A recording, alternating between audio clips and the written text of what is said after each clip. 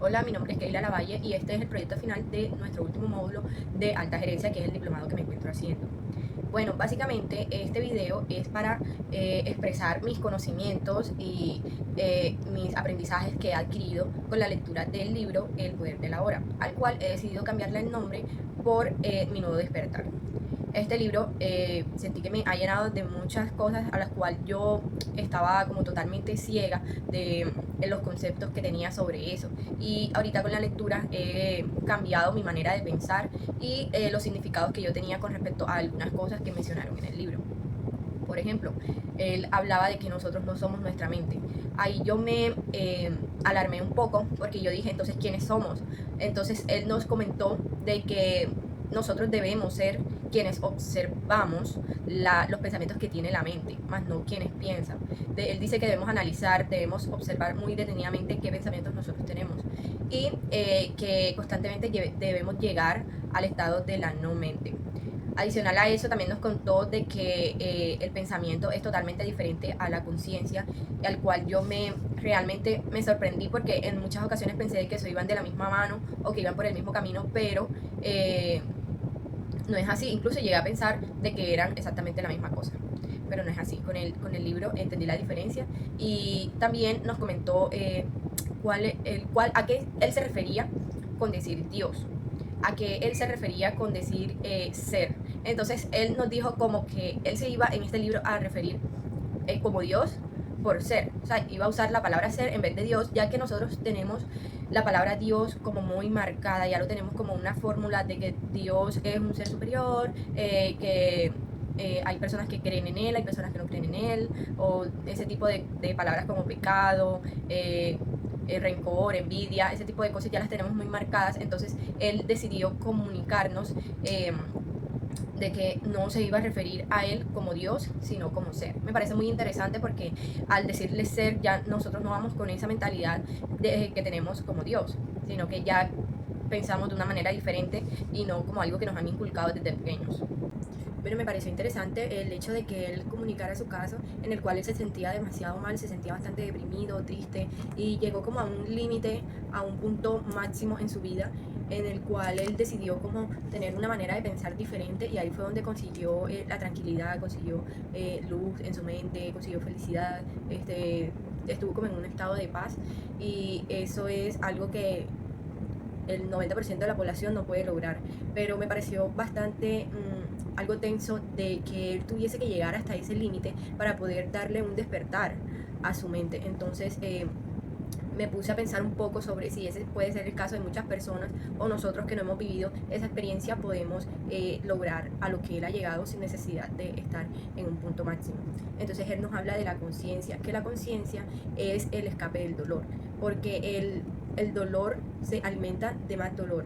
Entonces él nos comunicaba en ese caso que no debemos juzgarnos por algo que haya pasado en el tiempo, o no debemos juzgarnos por algo que no hayamos logrado ahora, o que pensemos que no vayamos a lograr en el futuro. Entonces él siempre nos dice, como el libro se llama El Poder de la Hora, es que nosotros vivamos el momento aquí, vivamos el momento ahora mismo, vivamos el momento en lo que estamos, en los planes de ahora, en lo que está pasando ahora, y no nos fijemos en lo que pudo haber pasado en el pasado.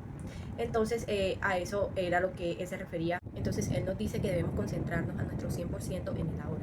Como el capítulo dice, avanzar profundamente en el hacer del ahora. O sea, debemos preocuparnos por las cosas que estamos haciendo ahora, y no debemos obligarnos a pensar o a planificar algo para el futuro, porque el futuro no existe. El futuro es algo, es una imaginación que tenemos nosotros con respecto a algo que nosotros creemos que pueda pasar, pero no existe. Igual que el pasado fue algo que ya pasó, ya no existe. Él ya es el ahora. Entonces dice que no debemos juzgarnos, no debemos sentirnos mal por algo que pasó, o por algo que no nos pareció bien, porque ya no podemos remediarlo. Es algo que ya avanzó en el tiempo, y nuestro pensamiento va de la mano del tiempo. Es decir, que nosotros debemos ir acorde al tiempo, porque nuestros pensamientos deben retrocederse al pasado si ya eso hizo parte de nuestra vida, si de pronto influenció en algo de lo que nos encontramos ahora, o fue significativo para llegar a ser la persona que somos ahora, sí. Pero él dice única y exclusivamente vayan al pasado cuando ustedes lo consideren necesario, más no se mantengan viviendo en el pasado. Bueno, ahora tenemos la estrategia de la mente para evitar el ahora. Nos juzgamos continuamente por los problemas, entre comillas, que tenemos nosotros en el ahora. Y basándonos en el pasado y el futuro. En el pasado porque decimos, de pronto, no tendría este problema ahora si en el pasado no hubiese hecho esto o no hubiese pasado esto. Y en el futuro por decir, de pronto yo no voy a tener este tipo de problemas si en el ahora resuelvo esto de tal manera y en el futuro eso no me va a perjudicar. Porque estamos haciendo una suposición del futuro, si es una imaginación, es algo que no sabemos si va a pasar. Y la mayoría de veces no pasa, y si pasa, no es como nosotros nos los imaginamos. Entonces, él básicamente dice, no juzgues el pasado, porque nosotros realmente nos pasamos echándole la culpa al pasado por algo que hicimos y es algo que no podemos solucionar. Me pareció muy interesante una pregunta que él realizó en su libro y fue, ¿qué problemas tienes ahora? Y en el momento hice 1000 comentarios en mi mente de una lista de problemas que yo consideraba que tenía en el ahora. Pero al seguir con la lectura me di cuenta de que realmente no son problemas, son cosas cotidianas, son cosas que tienen fácil solución y que uno está acostumbrado a llamarle problemas. Entonces, a ese tipo de cosas es a lo que él se refiere de llamarle problemas a cosas que realmente valgan la pena, más no pensar que tengo que gastar mañana, que cuentas tengo que pagar, arriendo, alquileres, comprar cosas, etcétera. Esos no son tipos de problemas a los que él se refiere. Por eso él también dice que donde estés plenamente allí. O sea, si estás ahorita mismo en tu trabajo, en tu presente, te está yendo bien o te esté yendo mal, está plenamente allí. No te vayas al pasado a decir me está pasando esto bueno o me está pasando esto malo por algo que hice anteriormente. No te vayas al pasado a averiguar cosas que te estén teniendo en ese momento allí. O sea, si estás allí, está plenamente allí sin juzgar ni pasado ni futuro, sea bueno o sea malo. Un tema bastante interesante del libro fue mi yo interior.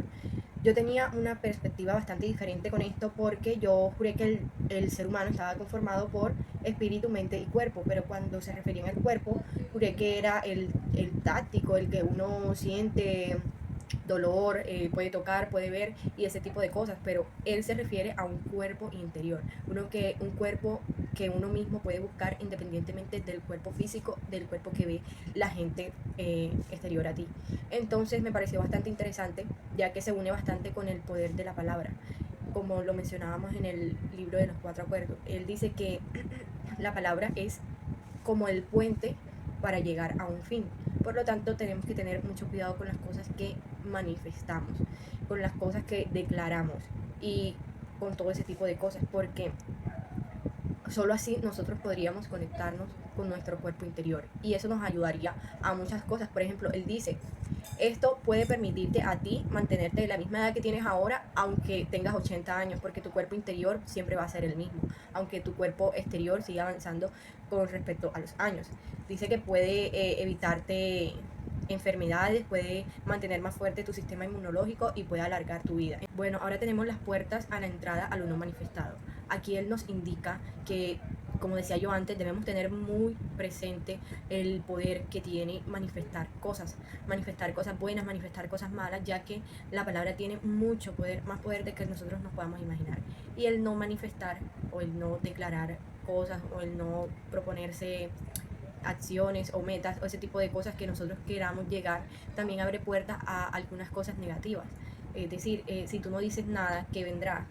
Si tú no manifiestas nada, ¿qué vendrá para tu vida? Por eso es que él nos dice que el silencio permite al ruido. Es decir, tú no estás manifestando nada, no estás proponiendo nada para tu vida, estás abriendo las puertas a que algo pueda entrar hacia tu vida, pero debes decidir tú qué es lo que quieres que en tu vida entre, qué es lo que deseas para tu vida, por lo mismo debes manifestar algo. Entonces él nos decía, todo es nada. Él nos decía, tú crees que el mundo es el espacio, las personas, los animales y todo ese tipo de cosas, pero en realidad todo está hecho de nada. Por lo tanto, nosotros somos quienes creamos el significado para las cosas, porque en realidad no es nada. Él nos decía, los mayores científicos no hacen especializaciones o estudios en nada. No, siempre le buscan un significado a algo, pero realmente es inventado porque todo es nada. Llegamos al punto de relaciones iluminadas. Nos dice que entremos a la hora desde donde nos encontremos, que se nos hará bastante difícil a nosotros que toda la vida hemos pasado pensando en el futuro, porque por lo general, desde que estamos en el colegio, siempre nos dicen que debemos estudiar porque si no, no seremos una persona hecha y derecha en el futuro. Que debemos saber qué es lo que queremos o vamos a querer en el futuro. Es decir, desde 8, 9 o décimo nos están diciendo de que ya a ese punto nosotros deberíamos tener claro qué carrera debemos escoger para la universidad, y en ese tiempo de pronto no estamos capacitados para elegirla o no sabemos qué nos gusta realmente o sencillamente nos gustan muchas cosas. Entonces es un problema de la sociedad también, porque estamos con la fórmula de que estudiamos en el colegio, estudiamos en la universidad, luego trabajamos, pero en el rango de que pasamos del colegio a la universidad podríamos elegir una carrera a la cual no nos vamos a acoplar. Entonces, por ese afán de tener algo decidido para ese tiempo es lo que nos lleva al miedo, nos lleva a las confusiones, nos lleva al estrés, porque no se nos hace fácil la carrera que estudiamos o no nos hace feliz la carrera que estudiamos. Entonces, ese tipo de cosas solo ayudan a nosotros a adquirir sentimientos negativos. Entonces, él nos dice que a nosotros, que se nos ha inculcado siempre pensar en el futuro, se nos va a hacer bastante difícil entrar a la hora justo donde nos encontremos, aquí en el presente, y que nosotros estamos acostumbrados a tener o estar en busca de sensaciones buenas, ya sea el sexo, el alcohol, fiestas, ese tipo de cosas. Estamos acostumbrados siempre a buscar el deseo, si no lo encontramos en un lado, ir a otro, la codicia y ese tipo de cosas, necesidades que realmente no son vitales para nuestras vidas. Entonces, a eso es a lo que se refiere él. No debemos nosotros siempre estar pensando en ese tipo de cosas, siempre tenemos que estar pensando en el ahora, en el presente, y en las relaciones no necesariamente tienen que ser llenas de felicidad falsa, realmente tienen que ser cosas que te aporten a tu vida y que no necesariamente estés pensando en un futuro cuando estés con esa persona. No simplemente eso es satisfacción, sino que debe ser un aporte a tu vida sin pensar en el futuro. Dice que tú estás en la salvación cuando no te encuentras con una relación amor-odio o no creas una relación amor-odio. Pero se trata de eso, o sea, la sociedad ya nos ha inculcado que la mente siempre va de la mano con el futuro, que su mente siempre está teniendo pensamientos que te hagan hacer cosas beneficiosas para el futuro, no para el ahora, para el futuro. Y dice que si tú vas a hacer algo, o sea, hazlo ahora. Las cosas se hacen ahora o no se hacen. Dice que nosotras las mujeres también estamos más cerca de llegar al ser que los hombres, porque nosotras las mujeres experimentamos más lo que es el dolor.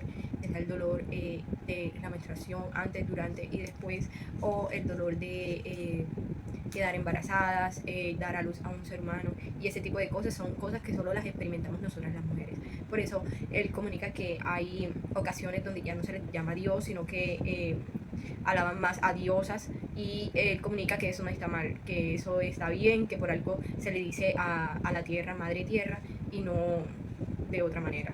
Bueno, más allá que la felicidad y en la infelicidad hay paz. Bueno, él nos dice que el bien superior es más poderoso que el bien y el mal.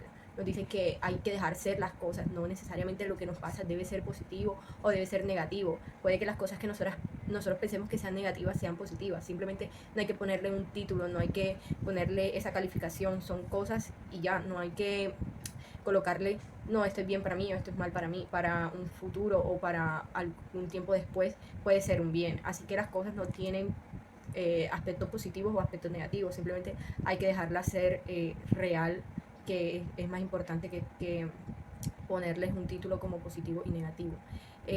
Dice que la mente es la resistencia de las cosas, la mente es sinónimo de la resistencia, y hay que aceptar, hay que ser maduros para afrontar las cosas que se nos vienen. Simplemente hay que aceptarlas sin juzgar su positivismo entre comillas o su negativismo entre comillas.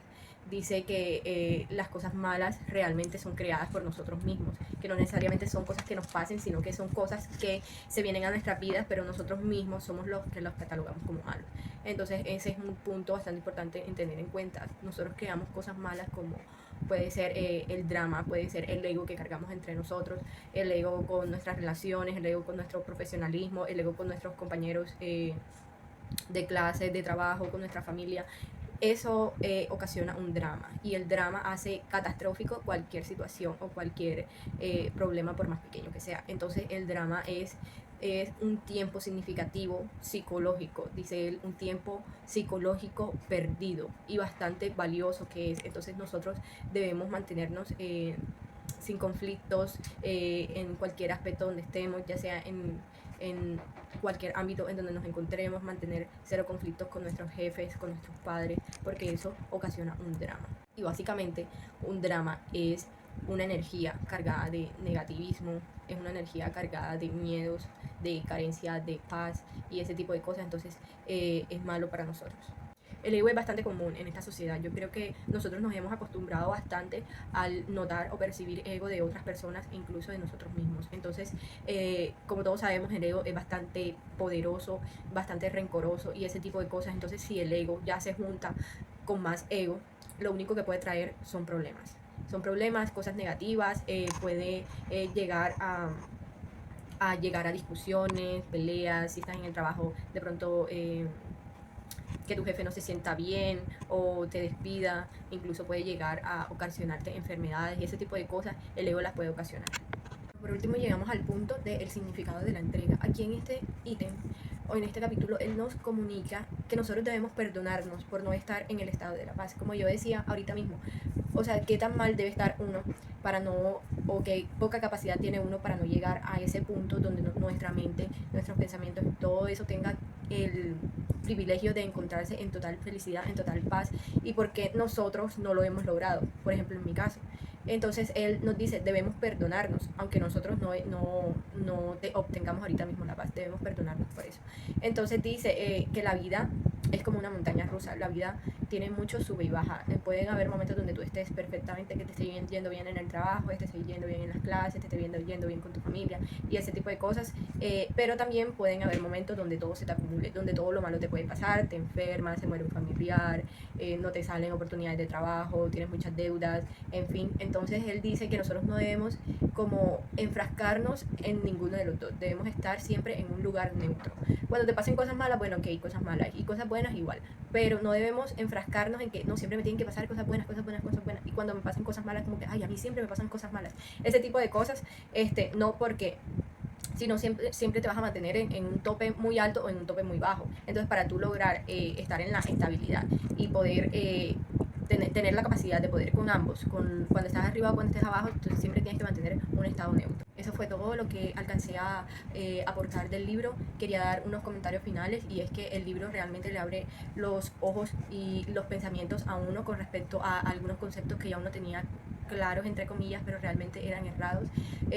Nos enseña a respirar, a analizar cada cosa que nuestro cuerpo hace, y eso es muy significativo porque por lo general nadie le presta atención a ese tipo de cosas porque uno los considera pequeños, o porque si uno se detiene un momento en pensar o en entrar en un estado de tranquilidad, de paz, de meditación, uno siente que ese tiempo lo está perdiendo y realmente es tiempo muy valioso. El tiempo que uno agota en tiempos de estrés, en tiempos de angustia y ese tipo de cosas, eso realmente sí es tiempo perdido. El tiempo perdido, el que uno gasta en enfrascarse en el ego, en enfrascarse en envidia, en enfrascarse en cosas negativas, pensar en el karma, pensar en dramas, etcétera. Ese sí es tiempo perdido. Entonces el libro como que nos revuelve todos esos pensamientos y nos los coloca en su orden para realmente tener el conocimiento verdadero de qué es lo que es el poder del saber pensar, del saber analizar qué es lo que pensamos, del saber el poder de la palabra y ese tipo de cosas. Entonces, muchas gracias por haber visto el video y colocarme atención suficiente, y hasta luego.